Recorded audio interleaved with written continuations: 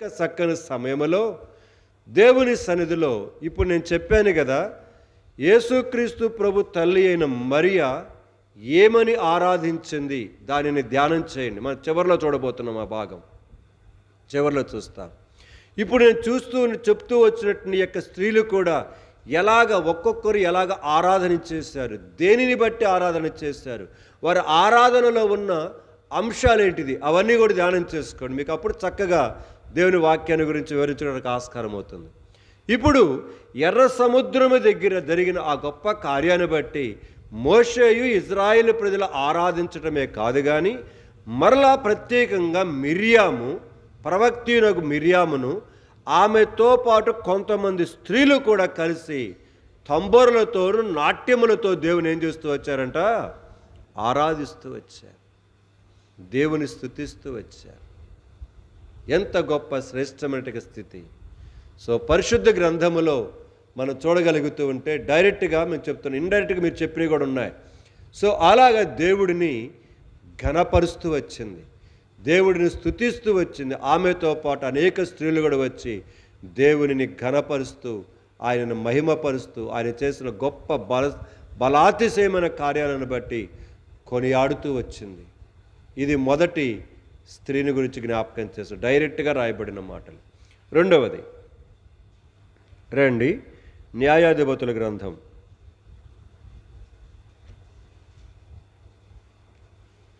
న్యాయాధిపతుల గ్రంథము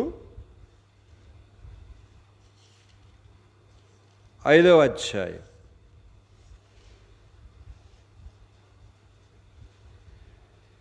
న్యాయాధిపతుల గ్రంథం 5వ అధ్యాయం మొదటి వచనం నుంచి చదువుదాం.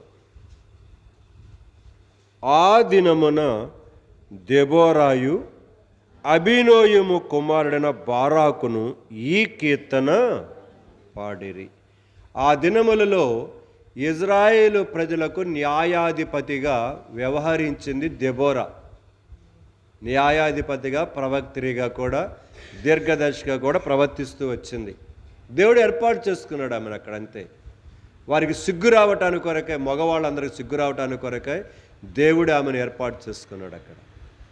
సో ఈ పరిస్థితులలో గొప్ప ఆశ్చర్యమైన కార్యాన్ని దేవుడు జరిగిస్తూ ఉంటాడు అక్కడ.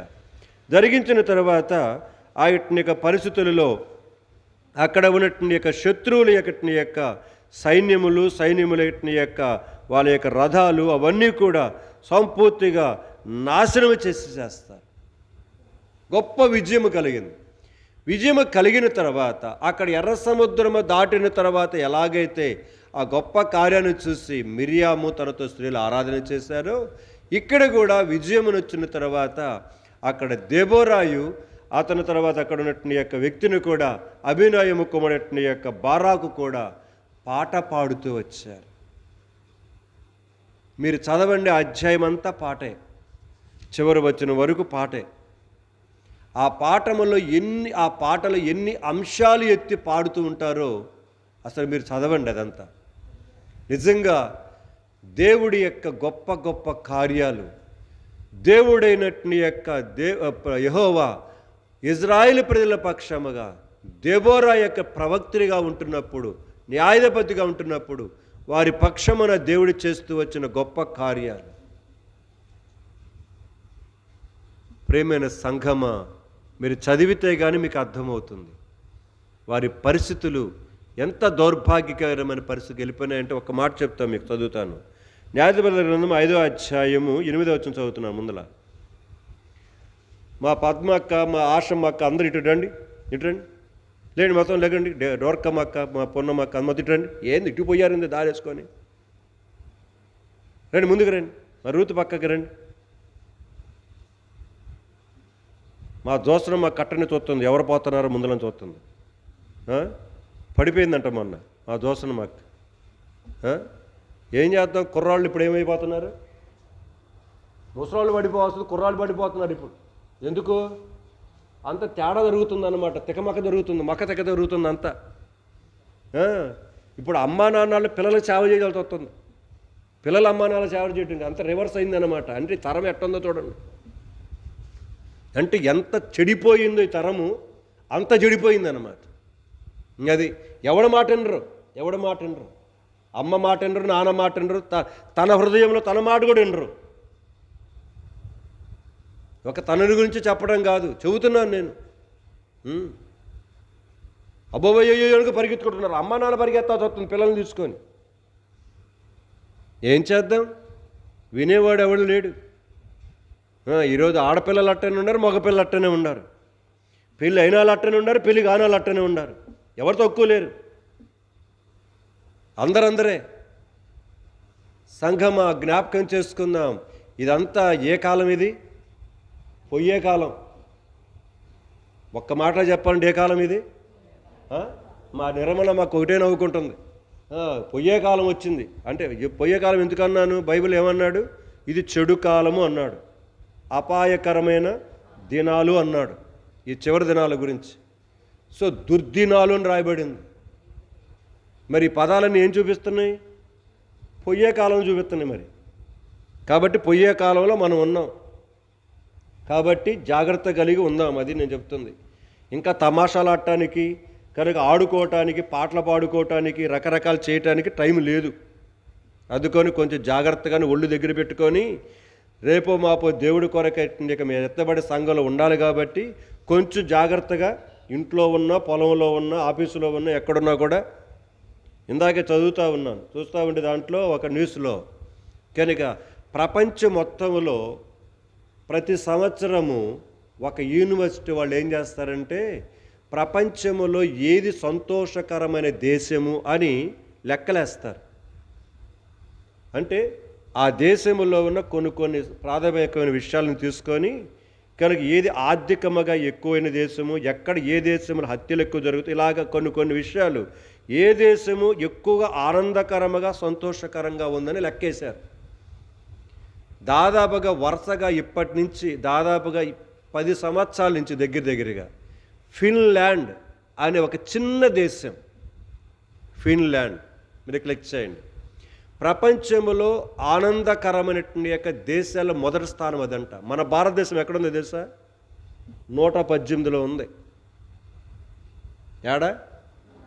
ప్రపంచంలో జనాభా మాత్రం మనదే ఫస్ట్. ఏంది? 143 కోట్లు జనాభా. ఆనందమైన దేశంలో ఎక్కడుందంట? 118కి వెళ్ళింది. నేను నవ్వుకోవడానికి చెప్పట్లా, మనకి తెలియకుండానే దేవుడు చుట్టమే కాదు, మనకి తెలియకుండానే ఎన్నో సంస్థలు ఎన్నో రకాల సర్వేలు చేస్తూ ఉంటాయి, దేశాల మీద సర్వేలు చేస్తుంటాయి. దాదాపుగా 10 సంవత్సరాలు అక్కడ చెప్తూ ఒక విషయం చెప్తున్నాడు అక్కడ నీ యొక్క విలేకరు. ఏమన్నాడు తెలుసా? పోతున్నప్పుడు నీ చేతికి ఉన్నటువంటి యొక్క దాన్ని ఏమంటారు? బ్రాస్లెట్, బంగారంతో చేయించుకుంటారుగా, ఇష్టపడి చేయించుకుంటారు. బ్రాస్లెట్ అక్కడ పడినా దాన్ని ఎవడు ముట్టడంట, ఆ దేశం యొక్క తీరంటది. ఒకవేళ ఎవరికైనా దొరికితే ఆ వ్యక్తికి ఇచ్చేంత వరకు వాడి కోసం ఎదుగుతారంట. మనమైతే అటు ఇటు చూసి అటుకనా? మన బుద్ధిది. ఎవరు? బైబిల్ పట్టుకున్న వాళ్ళు కూడా చేసే బుద్ధిది. మరి లోకం చేయదా? ఇక్కడ ఎంతమంది దొంగలు ఉన్నారని చెప్పండి. కానరాని దొంగలు చాలామంది ఉన్నారు.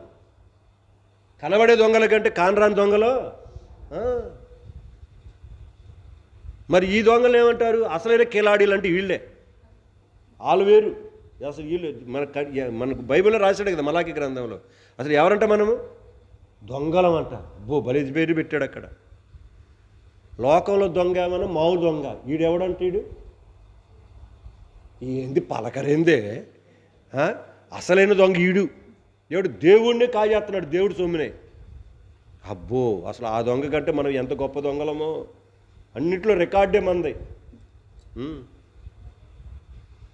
అట్లా పడితే కనుక చెబుతుంటే న్యూస్లో చదివి నాకు ఆశ్చర్యం వేసి, చిన్న దేశం అది, చిన్న దేశం.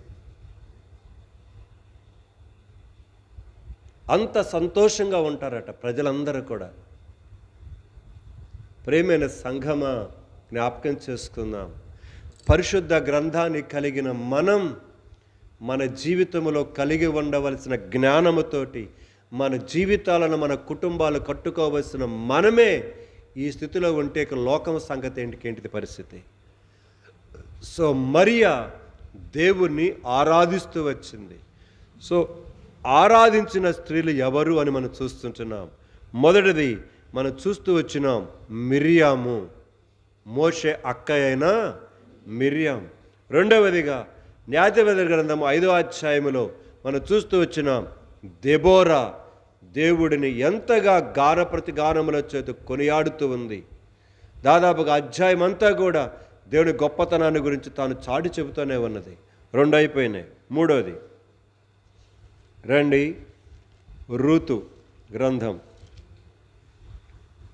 రూతు గ్రంథము 1వ అధ్యాయం. రూతు గ్రంథము 1వ అధ్యాయము 15, 16 వచనాలు చదువుకుందాం. 17 వచనాలు. రూతు గ్రంథము న్యాయాధిపతి పక్కనే ఉంటుంది, దానికి ఆనిచ్చే మీరంతా బైబిల్ తిప్పాల్సిన పనిలే, దాని పక్కనే ఉంటుంది. ఆమె, ఇదిగో నీ తోడు కోడలు తన జనుల యొద్దకును తన దేవుని యొద్దకును తిరిగిపోయినదే, నీవును నీ తోడు కోడలి వెంబడి వెళ్ళుమనెను. అందుకు రూతు అంటుంది, ఇక్కడ చూడండి ఈ 16 వచనం ఎంత అద్భుతంగా ఉంది.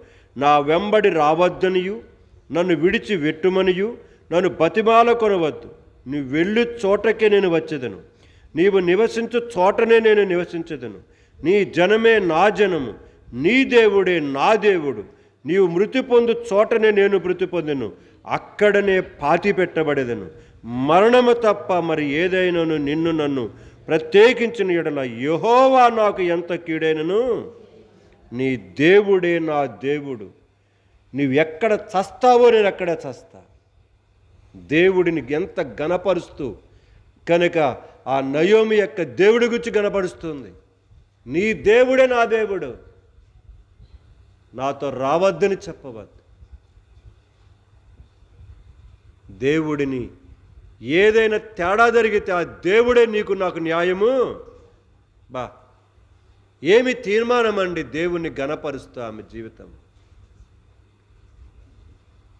అవును, దేవుని సన్నిధిలో మిరియాము దేవుణ్ణి ఆరాధిస్తూ వచ్చింది. రెండవదిగా దెబోరా దేవుని ఆరాధిస్తూ వచ్చింది. మూడవదిగా రూతు తన జీవితంలో ఇంకా ఇజ్రాయెల్ దేశానికి రాలా, ఇక వచ్చిన తర్వాత ఎంత దేవుని ఆరాధించిందో మనకు తెలియదు. తన జీవితంలో బోయజు తనకు భర్తగా చేయబడిన తర్వాత కనుక దావీదు గారి యొక్క తాతనను కనిన తర్వాత ఇంకెంత దేవుని ఆరాధించిందో మనకు తెలియదు. అయితే మరణము తప్ప నిన్ను నన్ను ఏది కూడా ఎడబాపనేరదు. నీ దేవుడే నా దేవుడు. సంఘమా, ఈనాడు మనం ఎలాగుంటున్నాం, ఎలాగ దేవుని గణపరుస్తూ ఆరాధిస్తున్నాం. ఆ త్యాగపూరితముగా సమర్పణతో కూడిన ఆరాధన అన్నమాట. అది త్యాగముతో కూడిన ఆరాధన. ముగ్గురైనారు ఇప్పటికి. 4వ వ్యక్తి, దాని పక్క అధ్యాయంకి వెళ్దాం. సమూయేలు మొదటి గ్రంథం. సమూయేలు మొదటి గ్రంథము 2వ అధ్యాయం. సమూయేలు మొదటి గ్రంథము 2వ అధ్యాయం మొదటి నుంచి చదువుదాం. మరియు హన్న విజ్ఞాపన చేసి ఇలాగనెను, నా హృదయము యెహోవాయందు సంతోషించుచున్నది, యెహోవాయందు నాకు మహాబలము కలిగెను, నీ వలని రక్షణను బట్టి సంతోషించుచున్నాను, నా విరోధుల మీద నేను అతిశయపడుదును. 11వ వచనం వరకు హన్న దేవుడిని ఎలాగా ఆరాధించుతూ వచ్చిందో ఆ విజ్ఞాపన ప్రార్థనలో ఆరాధన ఒక భాగంగా చేసుకొని ఎంత గొప్పగా దేవుని ఆరాధించిందో మీరు చదవండి.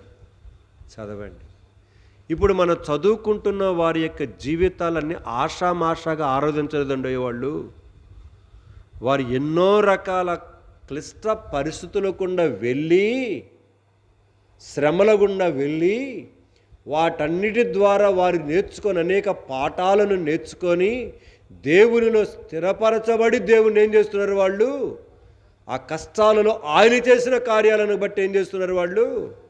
అవును, నిజమైన ఆరాధన అదే. లేకపోతే ఆరాధన ఏకాడికి నొట్టు ఆరాధన చేసుకుని చచ్చిపోయిందాక మనం. కారణం ఏంటంటే జరిగితే కదా లోపల కార్యం. తన్నుకొని రావటానికి కొంతమంది బైబిల్ వాక్యాలను ఎత్తుకుంటుంటారు. బైబిల్ వాక్యాలను ఎత్తుక్కోకూడదు. ఆరాధన చేసేటప్పుడు, ప్రార్థన చేసేటప్పుడు నువ్వు ఏమి విన్నావు, వినిన దాన్ని బట్టి ఆరాధన చేసు. దేవుడు నీతో ఏం మాట్లాడాడు అది ఆరాధన చేయాలి. కొంతమంది వాక్యాలే వెలబోస్తుంటారు, అది వెలబోచ్చడం, అది కాదు ఆరాధన అంటే. నీకేం చేశాడు దేవుడు, ఏం చేశాడని దేవుడు మాట్లాడుతున్నాడు. వాక్యాన్ని గుర్తుపెట్టుకోవద్దని చెప్పట్లా, కానీ దానిలో ఉన్నది ఏది నీతో మాట్లాడాడు దేవుడు, అది ఆరాధన. తన్నుకొని రావాలి, ఎత్తుక్కోకూడదు, మాటల కోసమే ఎత్తుక్కోకూడదు. ఎప్పుడు వస్తుంది అది? హృదయపూర్తిగా దేవుడి యొక్క సన్నిధిలో కలిగి ఉండి ఆ దేవుని కార్యాలు అనుభవిస్తూ ఉంటే తడబడకుండానే ఆ మాటలు ఏమొస్తాయి, నీ నోట్ల నుంచి అనుభవపూర్వకంగా వచ్చేస్తాయి. అది అనుభవంలో రావాలి, వెతుక్కుంటే వచ్చేవి కాదు అవి, పొడి పొడి మాటలతో కాదు. ఆరాధనలో ఆనందం రావాలి, సంతోషం రావాలి. సో సంతోషిస్తున్నానని చెప్తుంది హన్న. అవును, తన విరోధుల మీద తనకి జయం కలిగింది. ఆరాధించకుండా నోరు తెరవకుండా ఎలాగ ఉండగలుగుద్ది? దేవుడు తనకి ఇచ్చిన గొప్ప ఆనందం, ఆ రక్షణ, ఆ గొప్ప కార్యాన్ని బట్టి ఆ సంతోషించుకొని ఉల్లాసించుకొని ఎలాగ ఉండగలుగుతుంది? అందుకొని దేవుని ఘనపరుస్తూ ఆరాధిస్తూ మహిమపరుస్తూ వచ్చింది. ఎంతమంది అయ్యారు ఇప్పటికి? 4 అయ్యారు. తర్వాత చూద్దాం రండి.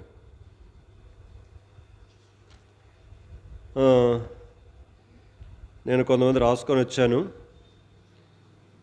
తిరిగి లూకా సువార్తకి వెళ్దాం. లూకా సువార్త 1వ అధ్యాయం, ఇందాక మనం చదువుకున్న దగ్గరే. లూకా సువార్త 1వ అధ్యాయము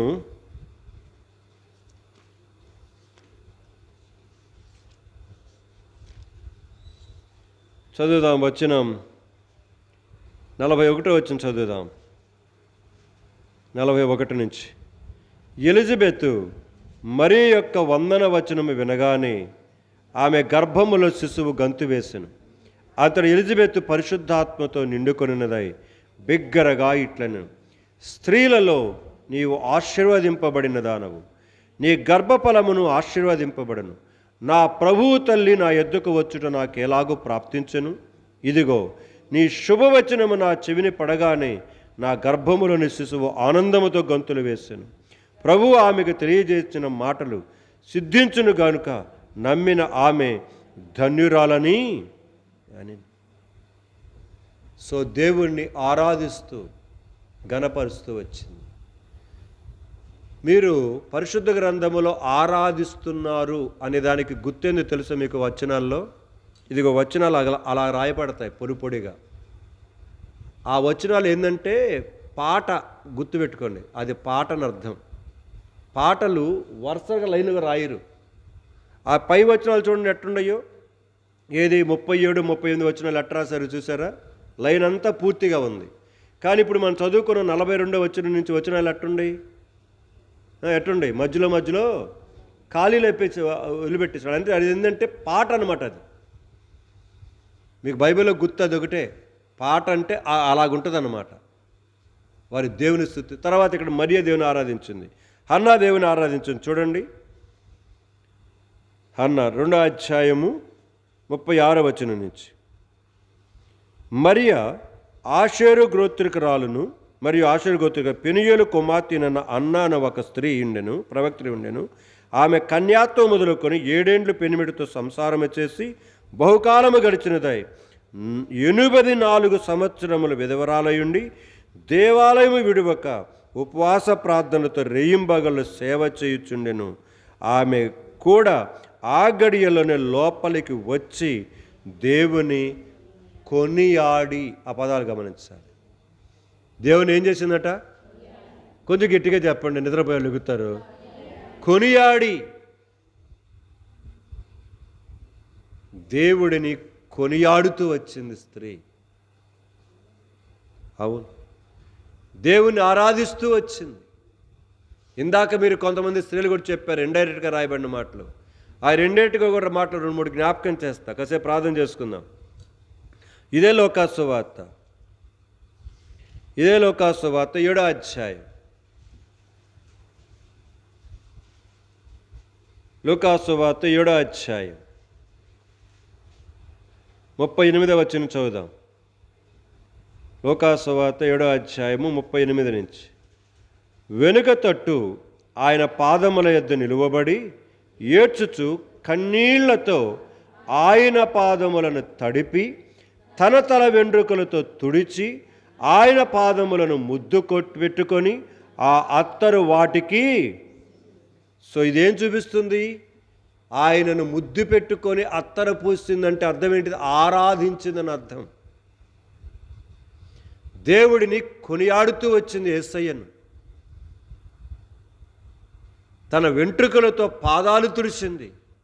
నేను ఒట్టిదానినయ్యా, నేను మట్టిదానిని, నీ పాదాల దగ్గర కూర్చొని నా జుట్టుతోటి నీ పాదాలు కడగటానికి కూడా నీ యోగ్యురాలను కాదు అని తనను తానుగా తగ్గించుకుంటూ కన్నీళ్లు విడుస్తూ ఆ యొక్క శ్రేష్టమైన ఆయిల్ పోసి ఆయన పాదాలు తడుస్తూ ముద్దు పెట్టుకుంటూ వచ్చింది, ఆరాధిస్తూ వచ్చింది దేవుడిని. అలాగనే యోహాను సువార్త 12వ అధ్యాయం, యోహాను సువార్త 12వ అధ్యాయం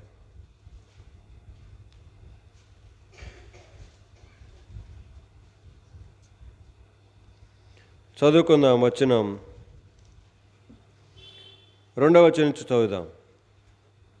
యోహాను సువార్త 12:2 నుండి. మార్త ఉపచారము చేసెను, లాజరు ఆయనతో కూడా భోజనమున కూర్చున్న వారిలో ఒకడు. అప్పుడు మరియ మిక్కిలి విలువగల అచ్చ జటామాంసి అత్తరు ఒక సేరున్నర ఎత్తు తీసుకొని యేసు పాదములకు పూసి తన తల వెంట్రుకలతో ఆయన పాదములు తుడిచెను. ఇల్లు ఆ అత్తర వాసనతో. 7వ వచనం కూడా. కాబట్టి యేసు, నన్ను పాతిపెట్టు దినమునకు ఆమె నన్ను దీనిని ఉంచుకొననీయుడి. యేసుక్రీస్తు ప్రభు కూడా ఆమె చేసిన కార్యాన్ని పొగుడుతూ ఉన్నాడు. ఇంచుమించు సేరున్నర ఎత్తు అచ్చ జటా మాంసం, లేకపోతే మంచి ఎట్ని యొక్క సెంటుని తీసుకొని వచ్చి ఆయన పాదాలకు పొడిచిందంట. అయ్యా, నేను తీసుకొని వచ్చిన ఈ అత్తరు నీ పాదాల మీద పొయ్యటానికి కూడా అర్హత లేనిదానని నేను. ప్రేమైన సంఘమా, వారు ఎంతగా స్త్రీలు తమ జీవితంలో దేవుడిని ఆరాధించారు చూడండి, ఎంతగా ఘనపరిచారు చూడండి. సో ఇప్పుడు నేను చూపిస్తూ వచ్చిన భాగాలు, ఇందాక మీరు కూడా కొన్ని మాటలు చెప్తూ వచ్చారు, వాటన్నిటిని కూడా ధ్యానం చేయండి. ఇంకా కొంతమంది స్త్రీలు కూడా ఉన్నారు. అబీగైలు కూడా దేవుని ఆరాధించినట్టుగా ఆమె చేసిన పనిని బట్టి మనకు అర్థమవుతుంది. ఇలాగ కొంతమంది స్త్రీలు ఉన్నారు. అలాగ దేవుడిని వారి వారి యొక్క స్థితిలో, వారి వారి యొక్క విధానములో దేవుడిని హెచ్చించి ఘనపరిచి మహిమపరుస్తూ వచ్చారు. కాబట్టి ఇక్కడ కూర్చున్న మనం కనుక సహోదరులుగా ప్రత్యేకంగా సహోదరి జ్ఞాపకం చేసుకుందాం. దేవుడిని ఆరాధించే సహోదరివిగా, దేవుడిని ఘనపరిచేదానివిగా, దేవుడిని జీవిత కాలమంతా హెచ్చించి ఘనపరిచి మహిమపరిచేదానివిగా సిద్ధపడటానికి కొరకాయ దేవుడు నిన్ను బలపరచాలని కోరుకుంటూ ఈ రాత్రికాల సమయంలో ఈ మాటలు తీసుకుని వచ్చాడు. లోబడదామా? దేవుని వైపు చూద్దామా? దేవుడి కొరకే నిలబడదామా? అలాగ ఆరాధిస్తూ ఆ స్త్రీలందరూ జ్ఞానముతో తమ ఇంటిని వారు ఏం చేస్తూ వచ్చారు? కట్టుకుంటూ వచ్చారు. నువ్వెంతో కట్టుకోకూడదు. ఒక దైవజనుడు చెప్తాడు, ఎన్ని రకాలైన కష్టాలు వస్తున్నా, ఎన్ని రకాలైన శోధనలు వస్తున్నా, ఎన్ని రకాలైన బాధలు రోగాలు మన మీద వెంటాడుతున్నా, వాటన్నిట్లోనట ఒక అద్భుతమైన ఆయుధం ఏంటంటే చెప్తాడు, దేవుడిని స్తుతించడం నేర్చుకోమని చెప్తాడు. ఎందుకంటే మనము సనుగుతూ గొనుగుతూ దాని గురించి బాధపడే కొలదట సాతానుగాడు వచ్చి మన ఒళ్ళోనే కూర్చుంటాడట. ఇంకా ఇంకా మన చెవులో ఉండి గుసగుసలాడుతూ, ఏం చేశాడు దేవుడు నీకు, నీకేం మేలు చేశాడు, ఏం చేశాడు, నీంత గొప్పగా ఉంటుంటవే, వాక్యం చదువుతుంటుంటవే, ప్రార్థన చేసుకుంటుంటవే, బాప్తిసంలో పాలు పొందుతుంటవే, ఏం చేస్తున్నాడు నీకు మేలని రోజు కూర్చొని ఏం చేస్తున్నాడట? రాత్రి పడుకున్నప్పుడు ఏం చేస్తాడు? ఆ దోమలు వచ్చి ఎక్కడ ఊరంతా లేనట్టు ఎక్కడికి వచ్చి వస్తాయి? మన చెవి దగ్గరికి వచ్చి చక్కటి సన్నాయి నేను ఉన్నాను అహో అని. ఇప్పుడు ఉదయకాల సమయంలో ఇప్పుడు ఏమొస్తాయి? ఇక రాత్రి ఏమైనా దోమలు, ఉదయం ఏమైనా ఈగలు. ఈ యాపకాయల సీజన్ పోయిన దాకా ఏంటిది? ఇంటి నిండా ఈగలే, ఒంటి నిండా ఈగలే, మధ్యలో అన్నం వండుతుంటే దాటుగా పడిపోతుంటాయి మట్టంలాగా మధ్యలో. ఎందుకు? అక్కడ కూడా ఉంటాయి కదా. కానీ కొంచెం అక్కడికి వచ్చేసి టపాని పడుతుంది, దాంట్లో పడిన తర్వాత అది కూడా కాలిపోద్ది. దాంతో మనకు తెలియకుండా దాన్ని కూడా ఏం చేస్తాం మనం? ఎన్ని తింటున్నామో మనకు తెలియదులేండి. సో జ్ఞాపకం చేసుకుందాం. నేను నవ్వుకోవటానికి చెప్పట్లేదు. సో దేవుని సన్నిధిలో ఆరాధించే సహోదరిగా ఉండటానికి కొరకై తీర్మానం చేసుకో. దేవుని యొక్క రాకడ దగ్గరకు వచ్చింది, విడుదల దినం సమీపించింది. సో దేవుని కొరకై ఎంతోమంది హత్య చేయబడుతున్నారు. ఇందాక చెప్పాను మీకు ముందరగానే. సో ఒక దైవజనుడు ఈరోజు లేకపోతే నిన్న జరిగిందో హత్య చేయబడ్డాడు, గొప్పగా వాడబడుతూ వచ్చాడు మన 2 తెలుగు రాష్ట్రాల్లో. ప్రార్థన చేద్దాం. ఇంకా అలాంటి వాళ్ళు ఎంతోమంది చంపబడుతున్నారు భారతదేశంలో. మనకైతే క్షేమకరంగా ఉన్నాం కనుక అట్టివారు మన దేశానికి, క్రైస్తవ సంఘానికి, క్రైస్తవ సమాజానికి ఎంతో ఉపకారం చేసే లాంటి వారు వాళ్ళు. కానీ ఈరోజు అలాంటి వాళ్ళని పోగొట్టుకుంటున్నాం క్రైస్తవత్వం. సో ప్రార్థన చేద్దాం. అలాగే మేరీబాల వాళ్ళ యొక్క భర్త డేవిడ్ కూడా రేపు ఉదయం పూట మరి ఆపరేషన్ ఉంది, ప్రార్థన గుర్తు చేసుకోండి. కొన్ని విషయాలు జ్ఞాపకం చేసుకుంటూ మరి మన జీవితంలో, మన కుటుంబాలలో, గ్రామంలో ఉద్యమం కొరకై ప్రార్థన చేద్దాం. ప్రార్థన చేసి మనంగా సమర్పించుకుని ప్రతిష్ఠించుకుందాం. దేవుడి కొద్ది మాటలను దీవించునుగాక. చేయండి.